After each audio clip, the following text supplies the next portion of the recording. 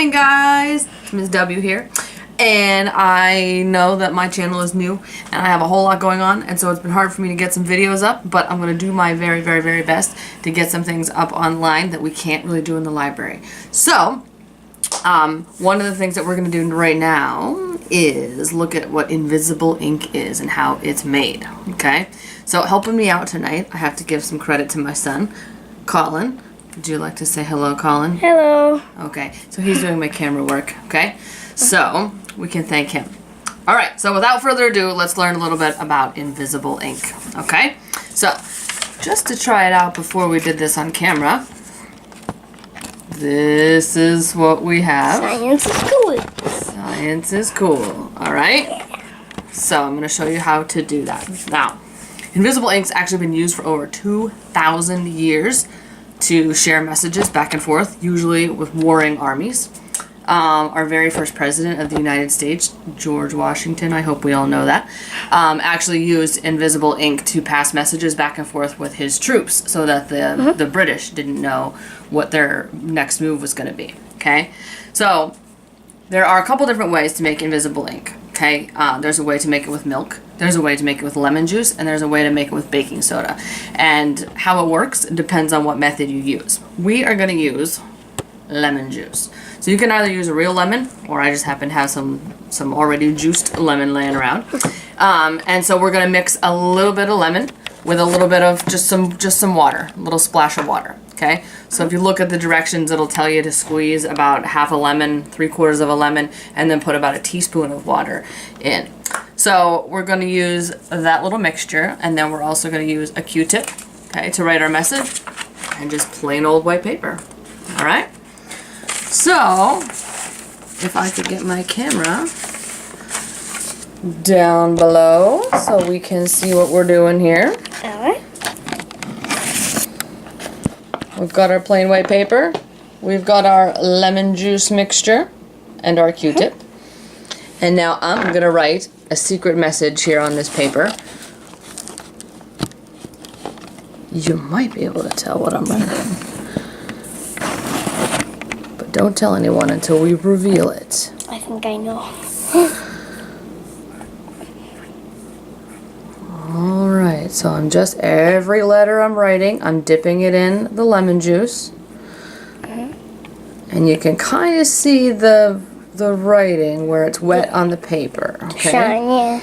And I am not going to show you guys what it is yet, because I want to show you as it's revealed. Okay? So we're going to let it dry for a few moments, and then I'm going to come back to you and show you how we're going to reveal it. Okay? All right. So let's give it a moment to dry. Okay, so we've given our message a little bit of time to dry. It's not entirely necessary that you wait, but I wanted it to be as successful as possible. So I gave it 5 or 10 minutes to dry. Okay, I don't think you can see the message. It looks like a blank piece of paper. Yes, all right, and now what I'm going to do is take my message that I've written, remember, in lemon juice with a little bit of water on just plain white paper, and I'm going to apply some heat. Now, safety note. I'm using an open flame. I'm using a candle on my counter in my kitchen. And I am an adult, which is why I am allowed to do this. You absolutely 110% have to have mom, dad, grandma, grandpa, some adult help you with this part of it. You do not have to use an open flame. I just happen to have one right here, and that's why I'm using it. You can also use a light bulb, but you want that light bulb to be as high powered as possible. So you're probably going to want something like a 100-watt light bulb. People typically use 40 to 60 watts, so it's unusual to find a 100-watt light bulb. Another reason why I'm using the open flame, okay? But it is a hazard, so you need to be very, very careful and have someone there helping you, okay? So, with that said, we are going to reveal our message. So I'm going to hold it just over the fire. Of course, I'm not going to catch it on fire, or that is the goal. To not catch it on fire. Alright, and hopefully it will start to reveal itself. Oh, Yeah. Okay, Can you see it so turn we can brown right still start to see the browning. That means it's clue. Yeah, it means that it's working. Maybe you should turn it around so the message will reveal to you like this. I can tell you what's happening while this is revealing, while this is revealing itself. So lemon juice is very acidic. Acid is that stuff that kind of in lemons, that make you make that face. It's that sour stuff, like woo, right? There's actually a lot of acid in most fruits. It's what keeps it from turning brown. Let's see here.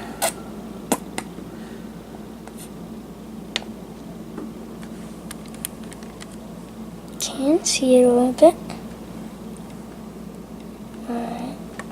Yes.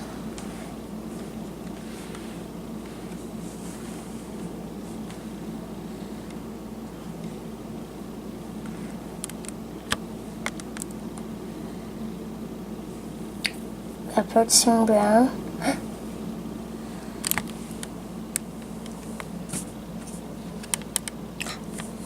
I see it. I see it. What letters do you see, Colin? I see a T, an E, and an A. Oh, maybe at home you can figure out what this spells already. T. Oh, yeah, I guess it does at this point, doesn't it? Oh, tip, because the other part of the A isn't finished yet. You can see That's it. that, and then we've got one more letter, it looks like, here. Step. Yeah. The A is finished. Guess in the comments what you think it's gonna be. Yeah, right. Oh, there we go. All right. So you can see it start to form. There we go. That's a beautiful example right there. Right? This is And if you were whack. here, you would definitely smell that there's a little bit of burning of the paper going on. Oh yeah, because that's why it turns brown. Well, I will explain that to you in a moment. All right, what do we think? Oh, Do we get the point? Yes. Yes? It All right. also becomes Howden. So I'm going to set that aside and let you know that. All right, so it's the acid that's in lemons, okay? That is also in many, many other fruits that keeps our fruits from getting brown, okay? Yeah. Have you ever had an apple for a snack? Mom, dad, grandma, grandpa, aunt, uncle, whatever, cuts it open and it sits out for a few minutes because you're super busy playing. And what happens, right? Your apple turns brown, okay? So the acid that keeps that apple or whatever fruit you happen to be eating from getting brown is fine when it's all one piece. But as soon as you open it up and it's exposed to the air, then it starts to turn brown. So the exact same process that makes your apple turn brown is what causes grandma, grandpa, aunt, uncle, mom, dad's car to get rusty. It's called oxidation, okay? Oxidation. It's a chemical reaction that happens, in this case, when our acid hits the air, okay? So back to what is happening for our invisible ink, okay? Carbon. Carbon is in all living things, okay? And it happens to be in the acid in this lemon juice, okay? When we put it onto the paper, it soaks into the paper. It's completely colorless, hence the invisible ink. You cannot see it. But, this is my friend here, okay. But when we apply the heat, the carbon gets released. Like you on a Friday at the end of the school day, right? You get released. But once it gets released, it hits the air. Mom and dad catch you at the curb, okay?